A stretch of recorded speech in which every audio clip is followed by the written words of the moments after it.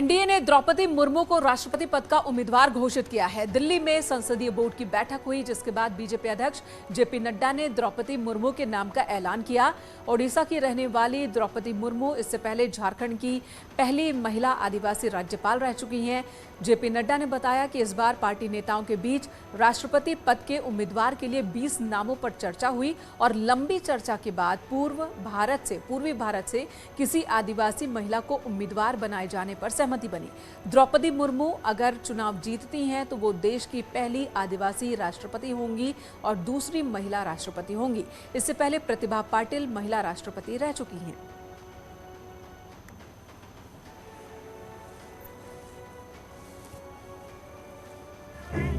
आज तक कोई आदिवासी ट्राइबल प्रत्याशी राष्ट्रपति के रूप में नहीं आया है, इसलिए हमें ट्राइबल पर और पहली बार कोई ट्राइबल को भारतीय एनडीए की तरफ से हम कैंडिडेट बना सकेंगे, ऐसा संसदीय बोर्ड पार्लियामेंट्री बोर्ड का मत था और इसलिए श्रीमती द्रौपदी मुर्मू इनको राष्ट्रपति का प्रत्याशी घोषित किया गया है एनडीए की तरफ से।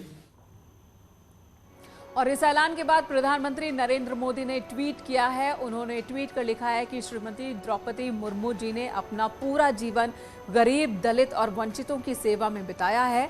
प्रशासनिक सेवा का उनका लंबा अनुभव है। मुझे विश्वास है कि वो देश की महान राष्ट्रपति साबित होंगी।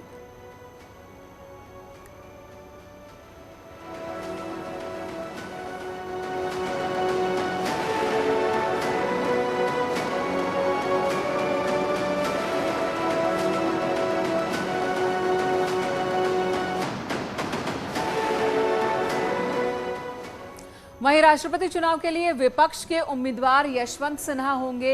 यशवंत सिन्हा 27 जून को नामांकन करेंगे। विपक्ष की बैठक में टीएमसी ने यशवंत सिन्हा का नाम आगे बढ़ाया, जिसे विपक्ष के 19 दलों ने समर्थन दिया। विपक्षी दलों की ओर से मंगलवार को राष्ट्रपति पद के उम्मीदवार को लेकर हुई बैठक में बड़ा फैसला हुआ। कांग्रेस की तरफ से कहा गया कि यशवंत सिन्हा के कैंपेन को आगे बढ़ाने के लिए एक कमेटी का गठन किया गया है। वरिष्ठ कांग्रेस सांसद मल्लिकार्जुन खड़गे ने कहा कि हम ऐसा प्रत्याशी चाहते हैं जो लोकतंत्र की रक्षा कर सके। खड़गे ने आरोप लगाया कि सरकार ने राष्ट्रपति पद के उम्मीदवार के लिए आम सहमति बनाने का कोई प्रयास नहीं किया। और लोकसभा उपचुनाव प्रचार के आखिरी दिन सीएम योगी ने रामपुर में 2 जनसभाओं को संबोधित किया और समाजवादी पार्टी पर जमकर निशाना साधा। सीएम ने रामपुर के लोगों से उपचुनाव में बीजेपी को जिताने की अपील की। सीएम योगी ने रामपुर में बीजेपी उम्मीदवार घनश्याम लोधी के लिए वोट मांगी। आज भी देश में और प्रदेश में किसी भी घर में आप चले जाइए, किसी भी सभ्य परिवार से आप पूछिए ये कौन है, तो एक छोटे से बच्चे से लेकर के बुजुर्ग तक व्यक्ति बोल देगा कि उसको देख करके वो नाक मुंह सिकोड़ देगा, इनसे तो भगवान अच्छा। सीएम योगी इस दौरान समाजवादी पार्टी पर जमकर बरसे। सीएम योगी ने बिना नाम लिए आजम खान पर भी जमकर प्रहार किया। लेकिन कुछ लोगों की यानी जो एक कहावत है ना कि रस्सी पूरी जल जाती है लेकिन ऐंठन नहीं जाती, कुछ लोगों की ऐंठन अभी भी नहीं जा रही है। रस्सी जल गई है लेकिन ऐंठन नहीं जा रही है। उधर आजमगढ़ में प्रचार के आखिरी दिन बीजेपी और एसपी उम्मीदवार ने पूरी ताकत झोंक दी। रोड शो के जरिए दोनों ही दलों ने अपने उम्मीदवारों की जीत का दावा किया है और अपनी अपनी जीत का दावा किया। आजमगढ़ में बीजेपी उम्मीदवार दिनेश लाल यादव निरहुआ ने रोड शो निकाला। इस दौरान उन्होंने कहा कि आजमगढ़ में इस बार कमल जरूर खेलेगा। अब जनता को फैसला करना था कि वो फिर से विपक्ष में जाए या सरकार के साथ जुड़े, सत्ता के साथ जुड़े। तो 10-10 विधायक होने के बाद भी यहाँ एक काम नहीं कर पा रहे हैं। एक जो एमपी थे वो छोड़ के चले गए। तो अब जनता ने तय किया और ये कहा कि हम लोग जो है वो आजमगढ़ में भी कमल खिलाएंगे और कमल खिला के सत्ता के साथ जाएंगे। आजमगढ़ में बीजेपी जीत का दावा कर रही है तो एसपी ने भी पूरी ताकत झोंक दी। रोड शो के दौरान धर्मेंद्र यादव ने दावा किया कि जनता ने मन बना लिया है, फिर से आजमगढ़ में साइकिल चलेगी। स्वाभाविक तौर पर समाजवादी पार्टी के जो नेता माननीय अखिलेश जी के नीतियों और कार्यक्रमों को लेकर और रिश्तों को और जज्बातों के साथ आजमगढ़ की जनता के बीच आया हूं और पूरा यकीन है कि ऐतिहासिक वोटों से पार्टी का सम्मान बढ़ेगा, हमारे गठबंधन का सम्मान बढ़ेगा। आदरणीय ओम प्रकाश जी, आप देखिए इस टेम्परेचर में भी लगातार पसीना बहा रहे हैं, तो निश्चित तौर पे सहयोग सबका मिल रहा है और बड़ा सहयोग मिल रहा है। तो लोकसभा उपचुनाव में वार पलटवार और दावों के दौर खूब चले। समाजवादी पार्टी के अध्यक्ष अखिलेश यादव ने जीत का दावा किया, तो वहीं बीजेपी ने अखिलेश यादव के चुनाव प्रचार में नहीं आने पर सवाल भी उठाए। अखिलेश यादव ने लोकसभा उपचुनाव में प्रचार न करने को लेकर पूछे गए सवाल पर कहा कि दोनों सीटों पर एसपी की जीत होनी तय है। उपचुनाव दोनों समाजवादी पार्टी जीतने जा रही है, रामपुर का चुनाव भी और आजमगढ़ का चुनाव। आजमगढ़ की जनता पूरी तरीके से समाजवादी पार्टी के साथ खड़ी दिखाई दे रही है। रामपुर की जनता पूरी तरीके से समाजवादी पार्टी के साथ खड़ी दिखाई दे रही। दोनों उपचुनाव समाजवादी पार्टी भारी वोटों से जीतने जा रही है।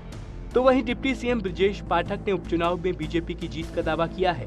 उन्होंने अखिलेश के प्रचार में शामिल न होने को लेकर भी तंज कसा। भारतीय जनता पार्टी रामपुर और आजमगढ़ दोनों जगह भारी बहुमत से चुनाव जीत रही है। जिस प्रकार के चुनाव को हमने पास से देखा है, समाजवादी पार्टी डूबता हुआ जहाज है। उनकी गाड़ी डिरेल हो चुकी है, उनके पास कोई नीति नहीं है, कोई एजेंडा नहीं है, गरीब जनता के लिए उनके पास समय नहीं है। जब भी उनकी सरकार सत्ता में होती है, गुंडे, माफिया, लुटेरे, लुच्चे इकट्ठा होकर के सत्ता पर काबिज होते हैं। इधर अग्निपथ योजना को लेकर आज सुप्रीम कोर्ट में एक और याचिका दाखिल की गई, तो वहीं तीनों सेना के अध्यक्षों के साथ पीएम मोदी ने बैठक की और इसके बाद सेना की ओर से साफ कर दिया गया कि अग्निपथ योजना की भर्ती प्रक्रिया तय समय से ही शुरू होगी। सुप्रीम कोर्ट में अग्निपथ योजना पर रोक लगाने की मांग की गई है। अब तक सुप्रीम कोर्ट में इसको लेकर 3 याचिकाएं दायर की जा चुकी हैं। उधर केंद्र सरकार की तरफ से सुप्रीम कोर्ट में कैविएट दाखिल करने को कहा गया है कि कोई भी निर्णय लेने से पहले केंद्र का पक्ष भी सुना जाए।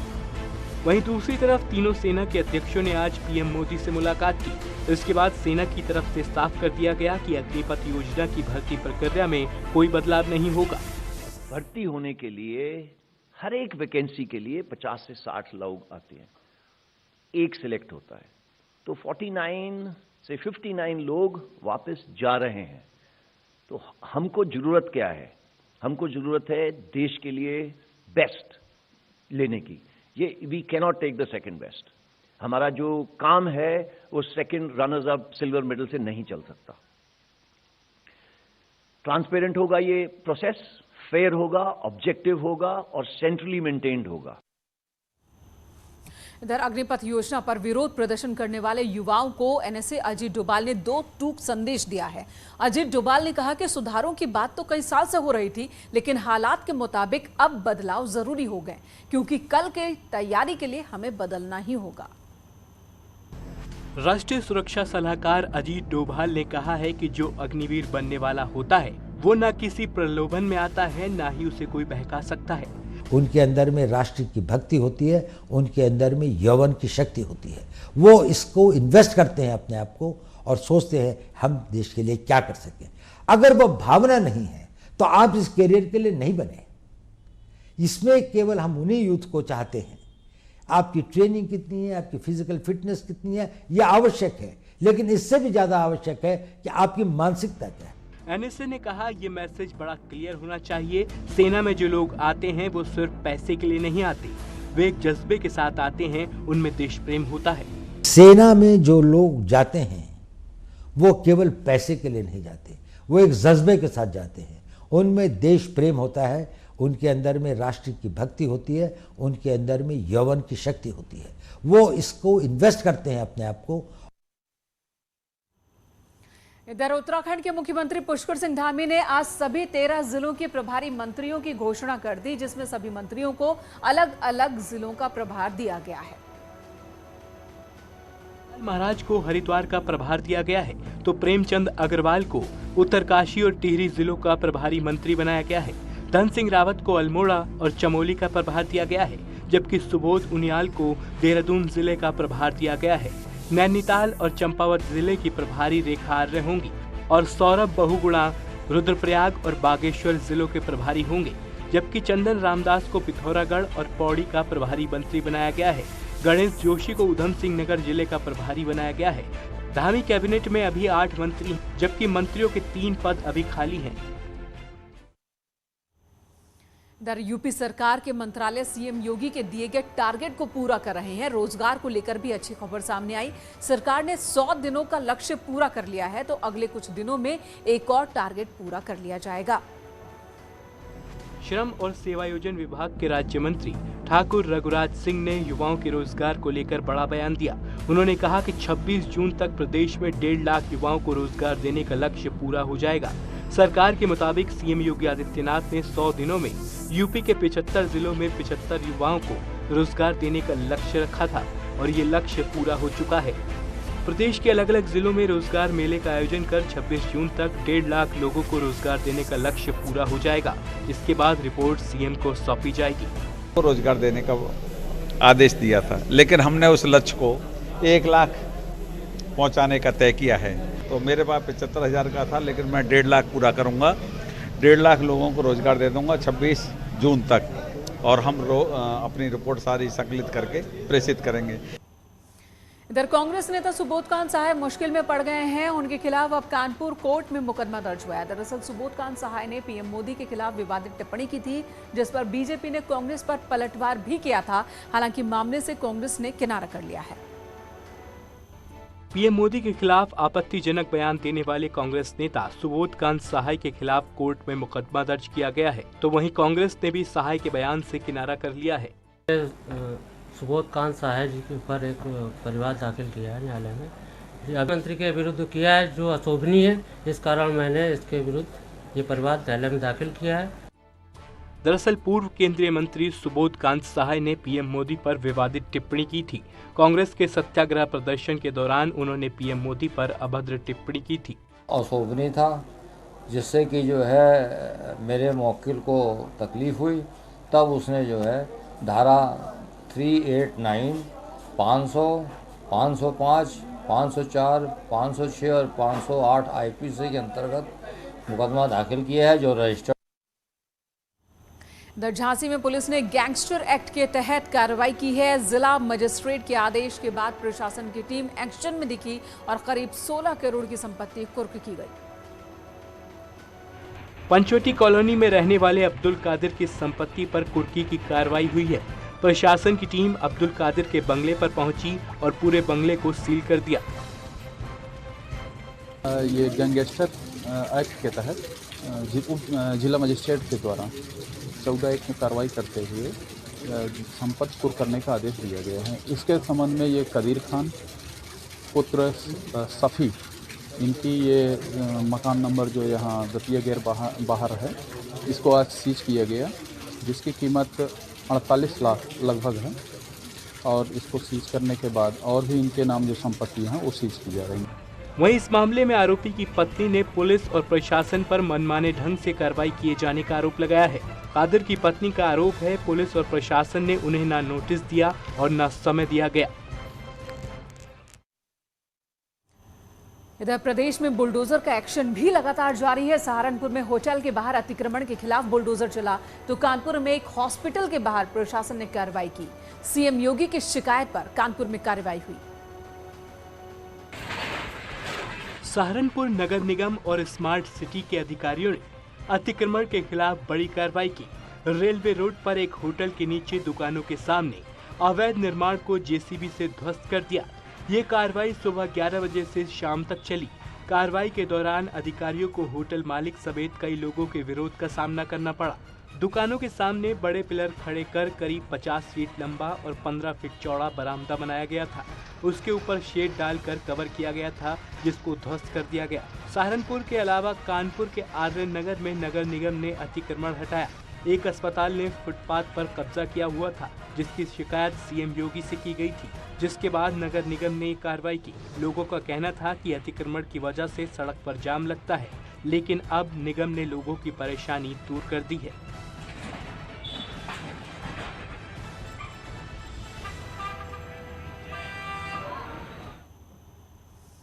उधर कानपुर में आज एसआईटी का एक्शन भी देखने को मिला। सिख विरोधी दंगों के मामले में कुछ और गिरफ्तारियां हुई हैं। इससे पहले भी एसआईटी ने कई लोगों को गिरफ्तार किया था। कानपुर में एसआईटी की जांच के लिए ताबड़तोड़ गिरफ्तारियां हो रही हैं। एसआईटी ने 2 और आरोपियों को गिरफ्तार किया है। इससे पहले एसआईटी ने 4 आरोपियों को गिरफ्तार किया था। एसआईटी पूर्व राज्य मंत्री शिवराज सिंह कुशवाहा के भतीजे राघवेंद्र की तलाश कर रही है। बता दें 1984 में हुए दंगों में कानपुर में 127 लोगों की हत्या कर दी गई थी।